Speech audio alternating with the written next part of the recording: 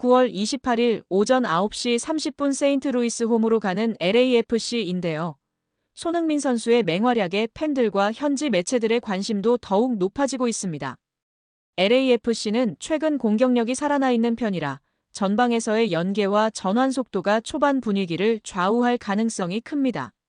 세인트루이스의 강한 압박 대비 LAFC의 전진 패스와 측면 침투가 얼마나 풀리는지 보시면 재미있습니다. 세인트루이스는 세트피스에서 실리 있는 득점을 노리는 팀이라 LAFC 수비의 집중력이 포인트예요. 현지 매체에서는 손흥민 하프스페이스에서의 연계와 패스 선택이 결정적이라며 좌측으로 벌려받았다가 안쪽으로 접어들며 라스트 패스, 컷백을 만들어줄 가능성이 클 것으로 예상하고 있습니다.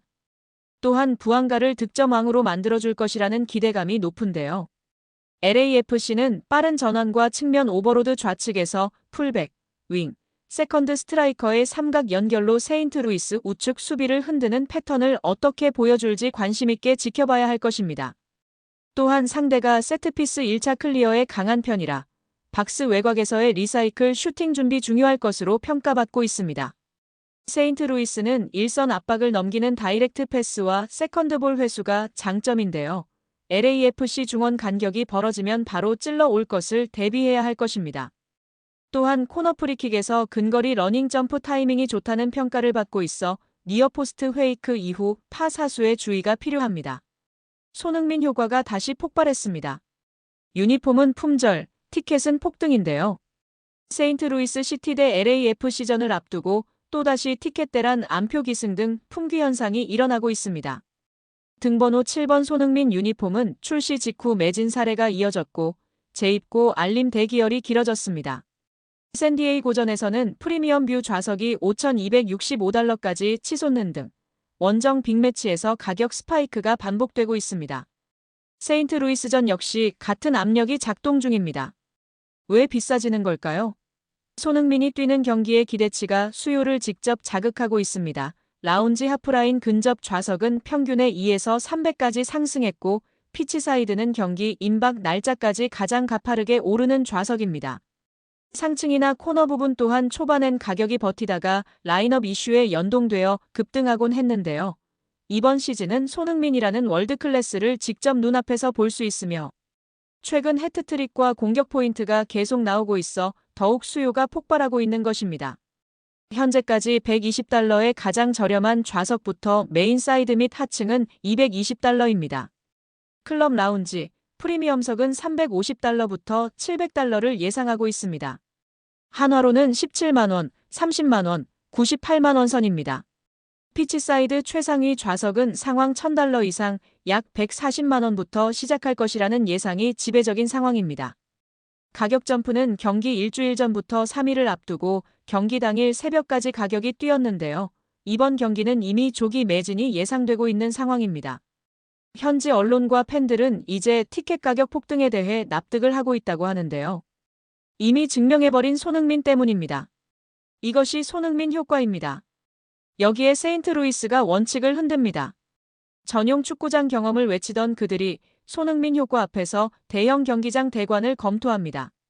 왜 지금일까요?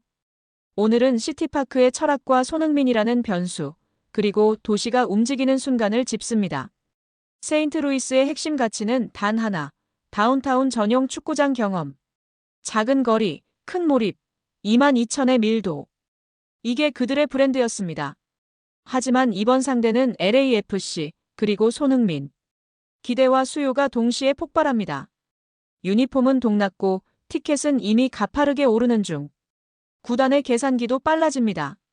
브랜드의 순도냐? 도시 단위의 기회냐? 시티파크의 친밀한 경험을 지킬 것인가? 아니면 단 한 경기라도 더 많은 팬을 수용해 도시 전체의 스케일을 키울 것인가? 손흥민이 가져오는 수요 곡선은 이 질문을 현실로 끌어올립니다. 현재 세인트루이스는 대형 경기장 대여를 검토하고 있다고 하는데요. 좌석수는 곱절되고 시야와 동선은 재설계. 잔디 규격부터 카메라 포인트, 서포터즈 배치, 음향 리버브까지 전부 다시 그려야 한다는 난관에 부딪혀 현실화될지는 미지수입니다. 그럼에도 이렇게 검토하고 있는 이유는 더 많은 팬이 입장하고 더 큰 함성이 만들어지기 때문인데요. 바로 손흥민 선수의 등장입니다. 이미 지난 솔트레이크 원정 사례에서도 입증이 되었기 때문에 세인트루이스도 이를 검토하고 있는 것입니다. 작은 구장의 밀도는 이야기의 온도를 높입니다. 큰 구장의 스케일은 더 많은 목소리를 하나로 묶습니다.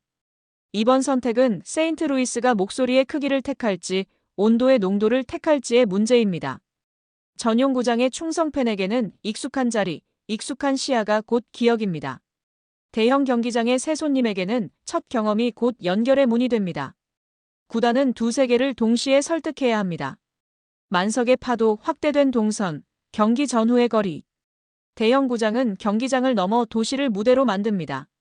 손흥민의 한 골이 스코어보드를 넘어 지역 경제의 레이더를 울립니다.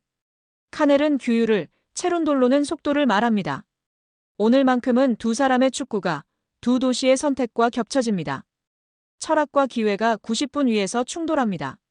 시티파크의 신념은 여전합니다. 그러나 슈퍼스타가 도시를 방문하면 가끔은 문턱을 낮추고 문을 넓혀야 합니다. 세인트루이스가 대형 경기장 대관을 검토하는 이유, 단순합니다. 이 밤은 한 팀의 홈경기가 아니라 손흥민이라는 월드스타를 초청하는 한 도시의 축제이기 때문입니다. 앞서 말씀드린 것처럼 세인트루이스 시티 SC 홈 구장 시티파크는 약 22,500석인데요. 확장가변 좌석을 포함한 이벤트 데이에는 소폭 확장을 해오고 있습니다. 이미 지난 시즌부터 만석까지 평균 관중수를 자랑하고 있는데요. 보통 경기에서 22,000의석의 티켓 판매량을 가지고 있습니다. 이에 손흥민 선수가 합류한 LAFC와의 경기는 스탠딩, 가변석 포함해서 23,000석으로 500석가량 확장할 것으로 보고 있고 이조차도 무조건 매진을 예상하고 있습니다. 오히려 한정된 좌석수다 보니 안표 대란을 걱정하고 있는 형국입니다. 여기에 손흥민 선수의 치명적인 약점이 노출되었다며 축구 커뮤니티가 난리가 난 상황인데요. 영상 속 손흥민은 높은 곳에서 고소공포증을 호소하며 아래를 쳐다보지 않으려 하고 있고 같이 있던 구단 직원이 가까이 끌어내려고 씨름하는 모습이 웃음을 자아내고 있습니다.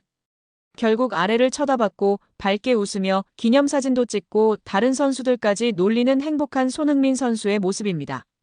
팬들은 치명적인 손흥민의 약점이 노출되었다. LAFC 고등학교 수학여행 중이네. 행복해 보이네 소니. 너무 좋다 행복축구만 해라 소니 등의 반응을 보이고 있습니다. ESPN은 아시아 전역에서 MLS의 미디어 권리 가치가 최대 300까지 증가할 것으로 전망했습니다.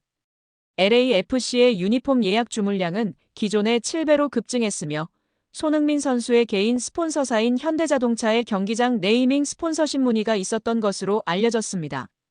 또한 대한항공이 유니폼 소매 스폰서십 협상에 착수했으며 LAFC는 신규 시즌권 예치금으로만 350만 달러 약 48억 원의 수익을 확보했습니다. 업계 관계자들은 LAFC가 손흥민 선수 영입을 통해 최대 4배까지 스폰서십 수익을 확대할 것으로 보고 있습니다. 포스테코글루 감독은 9일 노팅엄 포레스트의 공식 발표를 통해 새 감독으로 부임했음을 알렸습니다. 불과 3개월 만에 EPL로 복귀한 것입니다. 그는 2년 계약을 체결하며 잉글랜드 무대에서 감독직을 이어가게 되었습니다. 포스테코글루 감독의 부임은 놀라운 선택이었습니다. 기존 감독이었던 누누 에스피리투 산투가 구단주와의 관계 악화로 인해 갑작스럽게 노팅엄과 결별했기 때문입니다. 구단주와의 불화로 경질 가능성이 거론되었고 곧바로 결정이 이루어졌습니다. 마리나키스 구단주는 평소 친분이 있던 포스테코글루 감독을 차기 감독으로 낙점했습니다. 포스테코글루 감독은 올여름 토트넘 지휘봉을 잡은 지 2시즌 만에 팀을 떠났습니다. 안토니오 콘테 감독의 후임으로 토트넘에 부임한 그는 기존 4년 계약의 절반만 채웠습니다. 경질 이유는 단연 성적 부진이었습니다. 유로파리그 결승에서 승리하며 2007년도 시즌 리그컵 우승 이후 17년 만에 첫 트로피를 안겼지만 리그에서의 처참한 성적을 만회할 수는 없었습니다. 토트넘은 올 시즌 리그에서 17위로 강등권 직전까지 추락했습니다. 노팅엄으로서는 공격적인 축구를 구사하기 원한다면 포스테코글루 감독이 충분히 매력적인 후보가 될 수 있습니다. 포스테코글루 감독은 토트넘 시절에도 높은 라인과 함께 공격 위주의 전술을 선보였습니다. 이미 큰 관심도 쏟아지고 있습니다. 영국의 더선은 포스테코글루 감독의 부임은 마치 노팅엄이라는 행성의 극성을 바꾸는 일과 같다라며 기존과 완전히 다른 전술을 보여줄 포스테코글루 감독에게 기대감을 내비쳤습니다. 이러한 상황에서 포스테코글루 감독은 이번 노팅엄 부임을 위해 여러 제안과 손흥민 제외 기회까지 거절했다는 소식이 전해졌습니다. 더선 소속 톰 바클레이 기자는 포스테코글루 감독이 어떻게 축구를 구사할지는 정말 흥미로울 것이다. 그는 사우디아라비아 LAFC, 레버쿠젠의 관심에도 불구하고 EPL 복귀를 원했고 해냈다고 전했습니다. 만약 포스테코글루 감독이 LAFC의 제안을 수용했다면 제자 손흥민과의 재회도 성사될 수 있었습니다.